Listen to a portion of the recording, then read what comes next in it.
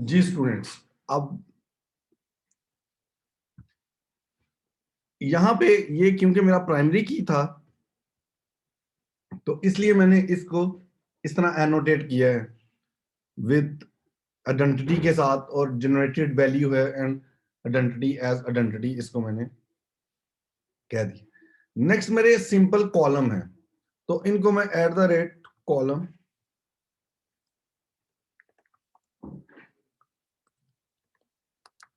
Name is equal to, यहां पे जो मेरा नीचे नेम है इसी नेम को मैं ऊपर कॉपी कर दूं, इसको मैं ऐड कर लेता हूं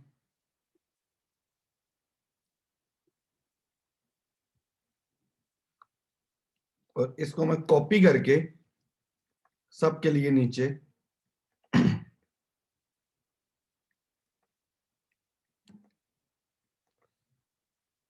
ऐड कर दिया।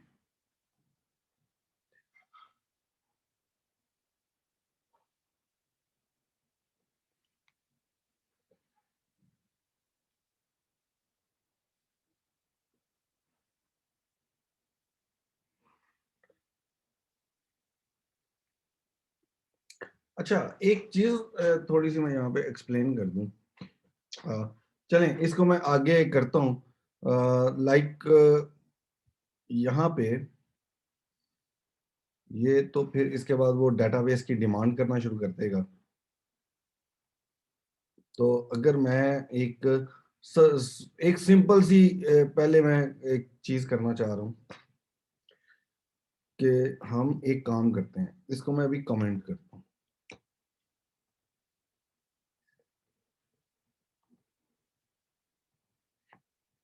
डेटाबेस से पहले इसको मैं वैसे ही एक ऑब्जेक्ट के तौर पे वापस रिटर्न करवा रहा हूँ।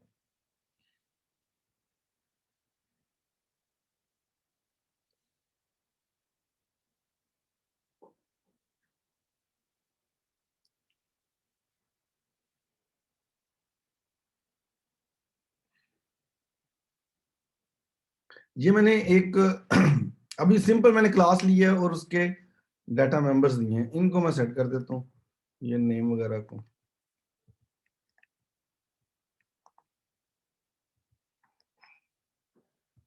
यहाँ पे आपको थोड़ी सी जो यानी कि नीचे मैंने वेरिएबल का नाम लिया है उसी को मैंने एनोटेट करवा दिया और अभी मैंने इनको कमेंट किया है। ये बाद में हम इसको ओपन करते हैं जैसे ही डेटाबेस के साथ थोड़ी सी नेक्स्ट स्टेज पे जाते हैं। ओके, तो यहाँ पे इसके बाद आप क्या कर सकते हैं, जब आपके ये ऊपर वाले वेरिएबल क्रिएट हो जाते हैं तो आप इस ब्रैकेट के स्टार्ट पे जाते हैं, राइट क्लिक करते हैं, then go to source and generate getters and setters and then select all, और इन सब के वो क्या करेगा, header and getter and setter function create कर देगा। एवरी एवरी फील्ड का जो ऊपर हमने डाटा मेंबर लिया है उन सब के नीचे उसने गेट और सेट के फंक्शन क्रिएट कर दिए। इसको मैंने इसको क्लोज प्रोजेक्ट को मैं क्लोज करता हूँ, इसको मैं सेव करता हूँ और अब आप मैं आता हूँ कंट्रोलर में और यहाँ पे एक मैं वेरिएबल क्रिएट करता हूँ फी कैटेगरी के नाम की क्लास का, इज स्मॉल लेटर में फी कैटेगरी। मैं वेरिएबल नेमिंग जितनी भी यूज करेंगे या हम जितनी भी यूज करेंगे यहाँ पे उन सब को हम स्मॉल लेटर्स में देंगे। इज इक्वल टू न्यू, ठीक है। अब ये कहता है ये क्या है और आप इस पे माउस लेके जाएंगे तो ये आपके ही पैकेज में से वो इंपोर्ट करवा देगा टॉप, जब आपका पैकेज है लोकली। ये मैंने लिया और इसको अब मैंने कहा अभी डेटाबेस से मेरी कनेक्टिव नहीं है, मैं कर रहा हूं set fee category ID as 1, fee category dot set fee category code like 01 dot set name is admission fees.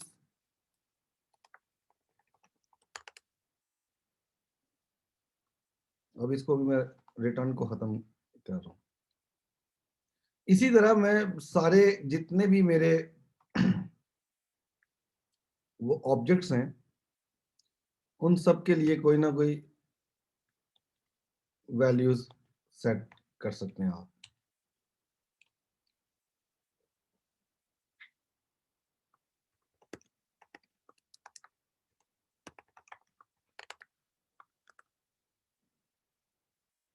जी यहाँ पे एरर क्यों दे रहा है? ओ सॉरी, ये मैंने गेट की जगह पे set।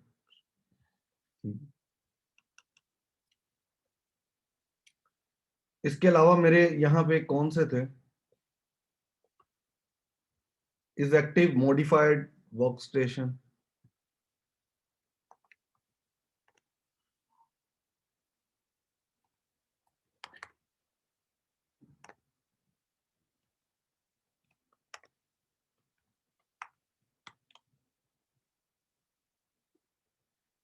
बाकी फील्ड्स को मैं नल छोड़ देता हूं। अब यहां पे मैंने रिटर्न करवाना है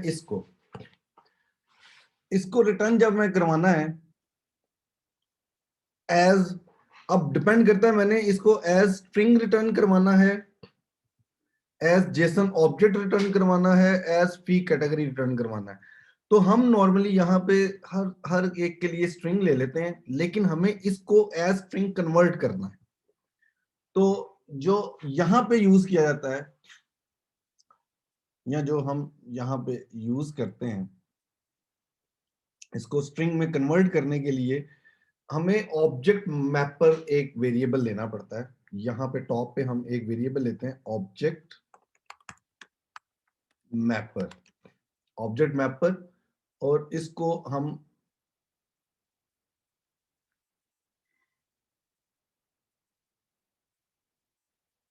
मैपर के नाम का ले लेते हैं new object mapper.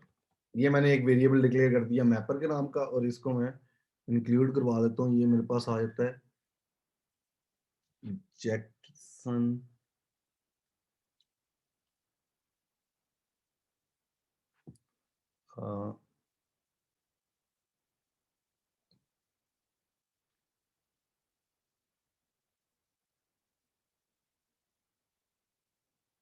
Data bind, चलें इसी को हम यूज कर लेते हैं। ओके, ये मैंने ले लिया। अब इसको हम क्या करते हैं, हम इसको कहते हैं RTN return is equal to mapper dot, ये हमारे ऑब्जेक्ट को, यानी कि फी कैटेगरी एक ऑब्जेक्ट था हमने लिया था, इस ऑब्जेक्ट को ये कन्वर्ट कर रहा है वैल्यू एज स्ट्रिंग, और किसको करवाना है मैंने, फी कैटेगरी को कन्वर्ट करवाना। वो कहता है एक डिक्लेरेशन ऐड कर दें, add through declaration, add through declaration ऊपर ऐड कर दी है उसने, एक्सेप्शन उसने ऐड कर दी है कि अगर ये नहीं मिलता तो फिर इसको क्या करना है। मतलब ये कि अभी मैंने आपको, अभी जो मैं एक्सप्लेन कर रहा हूँ ना, वो इस तरह से कर रहा हूँ कि अभी डेटाबेस के साथ कनेक्टिविटी नहीं है, हम आगे डेटाबेस की कनेक्टिविटी करेंगे, लेकिन अभी मैंने यहाँ पे खुद ही उस का एक वेरिएबल लिया है, और उस वेरिएबल में मैंने इसको ऐड कर, इसकी डिटेल्स को ऐड किया। ओके, सो अब मैं इस प्रोजेक्ट को रन करता हूँ। अब क्योंकि वो प्रोजेक्ट मैंने लास्ट टाइम रन किया था, तो इसलिए मेरे इस प्ले पे लिस्ट पे वो आ रहा है सबसे ऊपर।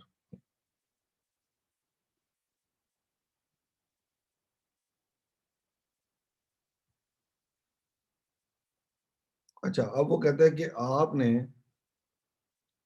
डेटाबेस की लाइब्रेरीज ऐड की हैं, इंपोर्ट की हैं, तो डेटाबेस हमें मिल नहीं रहा। इसको मैं खत्म करता हूँ।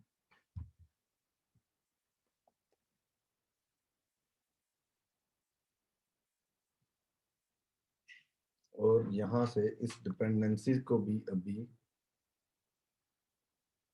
खत्म करते हैं। इनको भी मैं बाद में वो कर लूंगा, क्या इसको कहते हैं, कंट्रोल Z कर लेंगे, अनडू कर लेंगे। अब ये मेरे पास प्रोजेक्ट रन हो गया। अब यहाँ पे देखिएगा पोस्ट में मेरे पास क्या रिजल्ट्स आते हैं। मेरे पास ये स्ट्रिंग एज रिटर्न आया और यहाँ पे मैं इसको क्लिक करके जेसन में कन्वर्ट करता हूँ। तो वो जो डाटा वहां पे मैंने सेट किया है वो एज ऑब्जेक्ट मेरे पास यहाँ पे सिंगल ऑब्जेक्ट आया है यहाँ पे। और आप ये देखें नेम जो है अंडरस्कोर से पहले सारे स्मॉल लेटर कर दिए, अंडरस्कोर के बाद उसने इसको कैपिटल कर दिया। ये कौन कर रहा है? ये वो मैपर खुद ब खुद कर रहा है इस चीज को।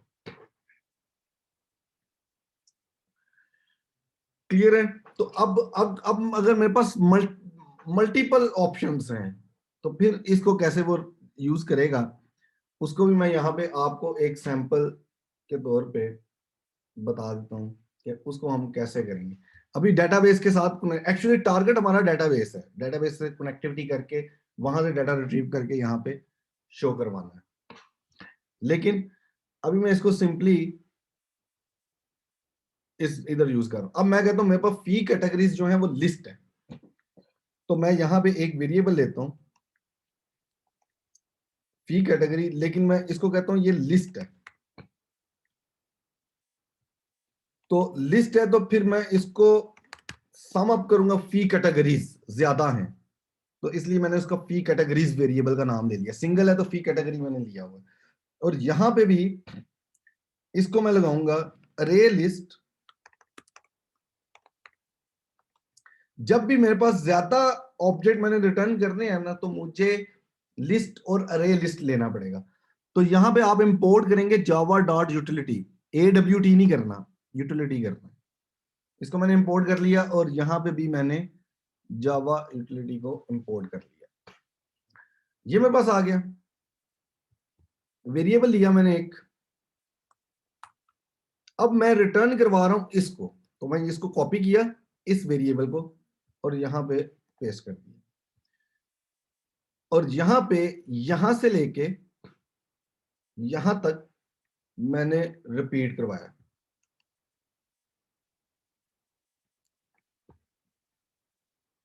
इसको मैंने न्यू कर दिया दोबारा विद टू और इसको मैंने कह दिया ये एग्जामिनेशन फीस है, दिस इज एग्जामिनेशन फी। लेकिन इससे पहले एक काम मैं करूंगा यहां पे, फी कैटेगरीज डॉट एड और ऊपर वाली फी कैटेगरी को यहां पे ऐड करवा दूं। ये वेरिएबल इस लिस्ट में मैंने ऐड करवा दिया। तो अब इस लिस्ट के पास क्या आ गया, एक ऑब्जेक्ट आ गया। इसी को कॉपी में करता हूं और इसके बाद नीचे करता हूं। अब इसके अंदर 2 हो गए हैं, एक यहां से ऐड हो गया, एक ये 2 हो गया। इसी तरह इसी को मैं अगेन कॉपी करता हूं नीचे, तो इसको मैं कहता हूं 3 और इसको मैं कहता हूं स्पोर्ट्स फी।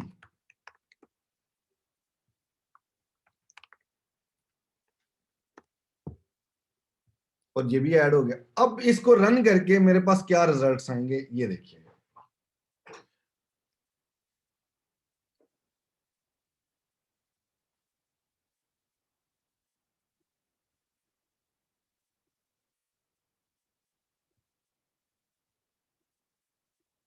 अब मेरे पास ये अरे है, तो एंगल ब्रैकेट ये कहती है ये अरे ऑफ ऑब्जेक्ट है। यहां से लेके यहां तक पहला ऑब्जेक्ट है एडमिशन फीस, इसके बाद ये सेकंड ऑब्जेक्ट है और नीचे ये थर्ड ऑब्जेक्ट है। सो लिस्ट ऑफ ऑब्जेक्ट्स आप कैसे रिटर्न करते हैं या कैसे करते हैं ये मैंने आपको यहां पे डेमोस्ट्रेट करके बताया। मैंने 3 ऑब्जेक्ट्स लिए थे, उनको मैंने बार बार न्यू करके इसके अंदर ऐड करवाता गया और एट द एंड मैंने रिटर्न करवाना था तो इसको एज रिटर्न वैल्यू उसको वापस दे दिया। अब ये देखें यही चीज सेम अगर यहां पे मेरे इस डेटाबेस के टेबल में है।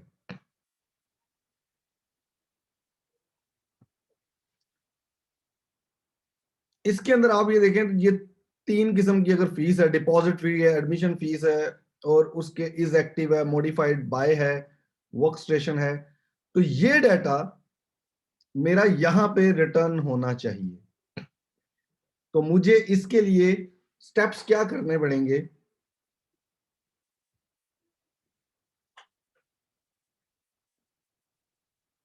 फी कैटेगरी पे गए, यहां पे अब वो हम स्टार्ट करते हैं डेटाबेस कनेक्टिविटी। ये आप लोगों को अंडरस्टैंड हो गया? अब हम डेटाबेस कनेक्टिविटी पे आते हैं कि ये कैसे डेटाबेस हमारा कैसे काम करेगा। वो जेपीए डाटा को मैंने दोबारा ऐड कर लिया उस डिपेंडेंसी को, और यहाँ पे अब मैंने इनको ऑन कर, यहाँ पे भी कंट्रोल जेड किया, उसको इंपोर्ट दोबारा कर लिया, और सॉरी ये आ गया। ये सारे अब मैं ऑन कर रहा हूँ।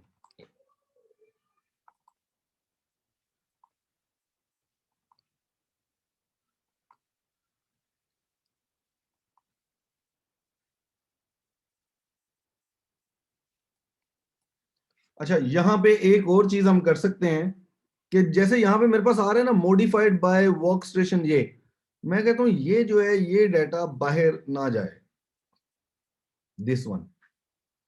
ठीक है, यानी कि यूजर को जब भी कोई एपीआई कॉल करे तो ये डाटा उसको इंफॉर्मेशन ये वाली ना जाए। तो आप एक सिर्फ काम यहां पे करते हैं, जिस डाटा को आपने बाहर सेंड नहीं करना तो आप लिखते हैं यहां पे @ J capital SON Jason ignore.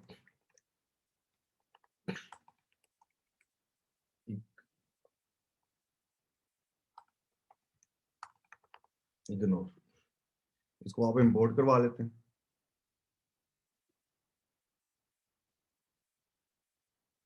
जो जो मैं फील्ड चाहता हूं कि बाहर ना जाएं, उनको मैं उसके ऊपर ये जेसन इग्नोर लिख देता हूं, और तो सेम मैं इसके गेट फंक्शंस के ऊपर भी लिखता हूं।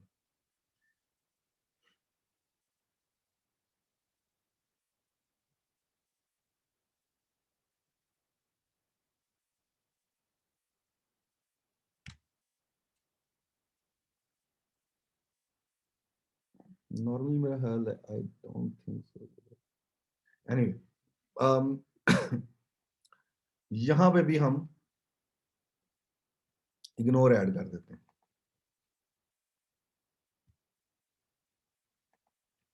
Control S. तो ये वाला जो डाटा है कभी भी मेरा यहां पे नहीं आएगा। वो इसको मैंने कहा है कि जेसन इग्नोर कर दो, इसको इसको यहाँ पे ऐड ना करो, तो वो ये ऐड नहीं करेगा यहाँ। ओके, अब अब यहां तक तो यहां मैंने तो ऑब्जेक्ट लेके ये डाटा ऐड किया था। अब मैं कहता हूं कि एक्चुअली मेरे पास डाटा ये आना चाहिए जो मेरा टेबल में स्टोर है, और ये डाटा मेरे पास पोस्टमैन पे आना चाहिए। तो स्प्रिंग इसके अंदर आपको हेल्प आउट करता है, और वो किस तरह करता है? इसके लिए हमें एक, हम यूज कर रहे हैं जेपीए को। ठीक है, अब हमें थर्ड जो क्लास क्रिएट करनी है यहाँ पे, वो पैकेज हम क्रिएट करते हैं। Right click, new package. ये मैं com.cv स्टैक पे राइट क्लिक कर रहा हूं तो इसलिए पहले से लिखा आ जाता है यहाँ डॉट फाइनेंस। ये पैकेज हम खुद अपना डिसाइड करते हैं। जैसे मुझे अंडरस्टैंड ये है कि अच्छा जी मैं फाइनेंस एप्लीकेशन पे काम कर रहा हूं तो मेरे पैकेज का नाम फाइनेंस है। डॉट रिपोस्ट्री, REPOS रिपोस्ट्री, ये मैंने क्रिएट किया। और यहां पे अब मैं क्लास क्रिएट नहीं करूंगा, यहां मैं क्रिएट करूंगा इंटरफेस। और इस इंटरफेस का नाम यहां पे क्या मैं रखूंगा? अच्छा, नॉर्मली मैं कंट्रोलर और रिपोजिटरी में फर्स्ट लेटर जो है ना, जैसे मैंने कंट्रोलर में फी कैटेगरी का फर्स्ट लेटर जो है वो स्मॉल रखा है, तो ये यहां पे भी मैं वही कर रहा हूं। कि बाकी सारों के वर्ड कैपिटल होंगे, जस्ट फर्स्ट लेटर जो है वो स्मॉल रखते हैं। फी कैटेगरी रिपोजिटरी इंटरफेस है, और यहां पे मैं ऐड एक्सटेंडेड जेपीए ऐड करवा सकता हूं। जेपीए आप ऊपर लिखोगे तो नीचे आ जाएगा जेपीए रिपोजिटरी, इसको मैंने ऐड करवा दिया एंड फिनिश। ये एक इंटरफेस इसने क्रिएट किया है, और यहां पे अच्छा, ये मैं इसको दोबारा जरा क्रिएट करता हूं, ये इसको मैं डिलीट करके दोबारा क्रिएट करता हूं, क्योंकि वहां पे ही हम कुछ चीजें बता सकते हैं, वो यहां पे भी बता सकते हैं, लेकिन हम वहां पे भी उसको ऐड कर सकते हैं। तो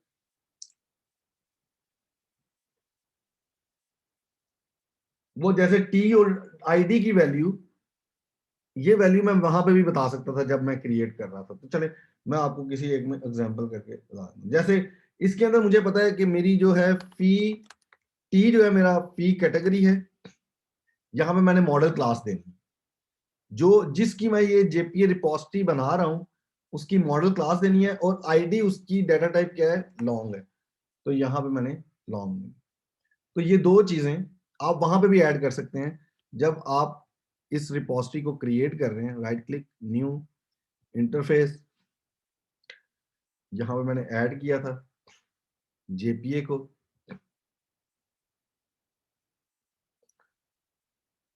ये मुझे यहाँ पे कह रहा है कि टी क्या है और वो क्या डिटेल्स है। तो ये हम नॉर्मली यहाँ पे भी कर सकते हैं और वहां पे भी कर सकते हैं। यहाँ पे चलें, आप यहाँ पे कर लीजिएगा, यहाँ पे ज्यादा इजी है। ठीक, नेक्स्ट, ये अभी सिर्फ और सिर्फ मैंने एक इसका इंटरफेस क्रिएट किया है। अब मेरे पास ये कंप्लीट 3 फाइल्स का पैकेज रेडी हो गया। 3 फाइल्स जो हम नॉर्मली यूज करते हैं वो मेरे पास यहाँ पे ये रेडी हो गई। अब ये इन इन 3 फाइल्स को ही हम आगे एक्सटेंड करते रहेंगे, इन 3 फाइल्स पे ही हमारा काम होगा। एक हमारी मॉडल क्लास है, एक हमारी रिपोजिटरी क्लास है, और एक हमारी कंट्रोलर क्लास है। ये एक टेबल पे हम ये वाले सारे परफॉर्म करते हैं। अब कंट्रोलर क्लास में आप यहाँ पे एक वेरिएबल लेते हैं क्लास के बाद, यहाँ पे, और वो वेरिएबल बेसिकली रिप्रेजेंट करता है आपके रिपोजिटरी को, और उसको हम करते हैं @ऑटो वाइल्ड प्राइवेट। और ये वेरिएबल मैं किसका क्रिएट करता हूं, फी कैटेगरी की जो मैंने रिपोजिटरी बनाई है इसका। ये इंटरफेस है, that's why I use the auto wild. और वेरिएबल का नाम नॉर्मली वही नाम होता है, सिर्फ सारे स्मॉल लेटर कर दिए जाते हैं। ये हम खुद ही करते हैं ताकि हमें याद रहे कि मैंने ये किस डाटा टाइप का लिया था। अच्छा, ऑटो वाइल्ड की एनोटेशन, ऑटो वाइड की एनोटेशन के लिए हमें ऐड करवाना पड़ेगा इसकी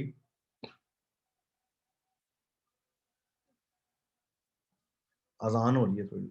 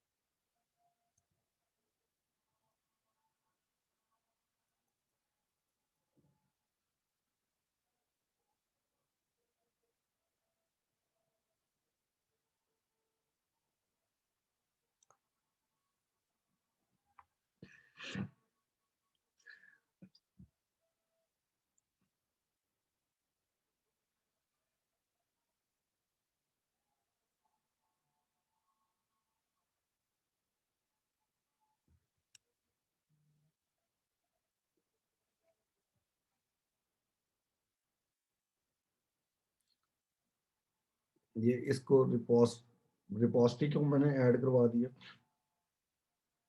ये आना चाहिए। एक्चुअली इसका इंपोर्ट होता है, ये सम टाइम इंपोर्ट्स जो है ना वो अगर प्रॉब्लम करते हैं, तो यहाँ पे ये है स्प्रिंग, मैंने किस चीज को ऐड नहीं करवाया, डॉट बीन आ रहा है, बीन्स आ तो रहा है, डॉट फैक्ट्री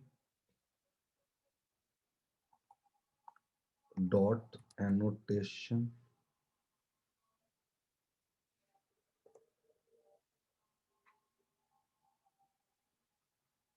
ये एनोटेशन डॉट ऑटो वायर्ड, ये ऑटो वायर्ड का ऐड मैंने ऐसे करवा लिए, लेकिन ये इसको वहां पे आना चाहिए था, सम टाइम ये नहीं आता, पता नहीं क्यों नहीं आता। ऑटो वायर्ड के स्पेल तो नहीं मैंने गलत लिखी, ओ सॉरी सॉरी सॉरी सॉरी, ये डब्ल्यू मैंने कैपिटल लिखा है, ये स्मॉल लेटर में था, अब वो इंपोर्ट आ गया। ये बड़ा आपको देखना पड़ेगा कि कौन सा स्मॉल लेटर में था, तो फिर ये मैंने कैपिटल कर दिया है तो वो आ नहीं रहा, इस तरह की प्रॉब्लम्स आपको आएंगी। ओके सो अब मैं ये करूंगा कि इसका डाटा, अब ये मेरे पास ना बाय डिफॉल्ट ये फेक कैटेगरी है ना, बाय डिफॉल्ट इसका फंक्शन होता है डॉट फाइंड ऑल, तो ये मुझे डाटा रिटर्न करेगा फाइंड ऑल का मतलब है कि इसके साथ जो क्लास अटैच है, मॉडल क्लास, उस टेबल के जितने भी रिकॉर्ड्स हैं वो सारे वापस रिटर्न करेगा ये। अब मेरे पास ये नहीं आएगा, इसको मैं यहां पे डिलीट कर देता हूं। ये अब डेटाबेस से डेटा रिट्रीव करके ला रहा है और वो सारा इसमें देगा और ये मैं वापस रिटर्न कर दूंगा। अगर यही काम आप किसी भी दूसरी एप्लीकेशन के अंदर करें, तो आपको डेटाबेस के साथ किस तरह से क्या करना है, क्यूरीज लिखनी पड़ेंगी और बहुत कुछ करना पड़ेगा। यहाँ पे सिंपल मैंने किया, उसका वेरिएबल क्रिएट किया, उस variable co dot find all किया और उसके बाद ये रिटर्न कर दिया। तो ये मेरे पास अभी एक क्लास रेडी हुई है, लेकिन इसको जब मैं रन करूंगा तो वो मुझे कहेगा कि आप यूजर नेम पासवर्ड बताएं, डेटाबेस की कनेक्टिविटी करें, इस तरह की कुछ चीजें कहेगा। ठीक है, तो इसको कैसे हमने डेटाबेस के साथ कनेक्ट करना है, वो अभी मुझे इंस्टॉल एक्चुअली करना पड़ेगा।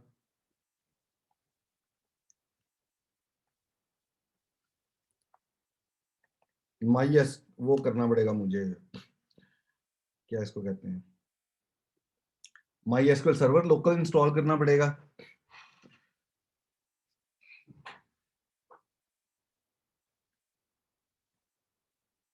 लिनक्स विंडोज ओएस,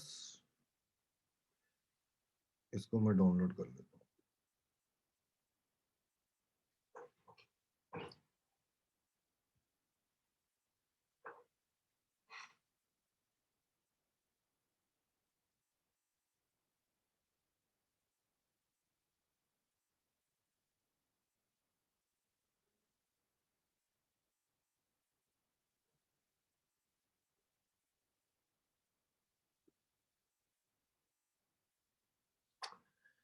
ये सेशन खत्म हो रहा है, इसके बाद हम एक 15 मिनट्स ब्रेक करते हैं और फिर नेक्स्ट सेशन में डेटाबेस से ये रिट्रीव करके आपको मैं शो करवा देता हूँ कि आप कैसे हमारे पास डाटा वहां पे पोस्टमैन पे आएगा।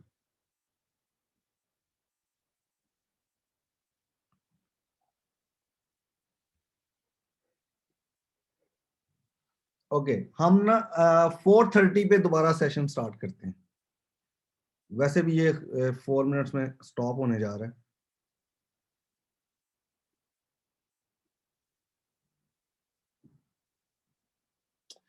हाँ जी, हम यूज ऑब्जेक्ट मैपर इसलिए किया है कि हमने यहाँ पे हमने मैपर को यूज किया है। हम इसको directly dots to string convert नहीं कर सकते। इसको स्ट्रिंग करने के लिए वो कहता है राइट वैल्यूज एज स्ट्रिंग करो। तो ये ऑब्जेक्ट मैपर यूज किया है कि ऑब्जेक्ट को वो स्ट्रिंग में कन्वर्ट करता है। तो that's why we use the object mapper.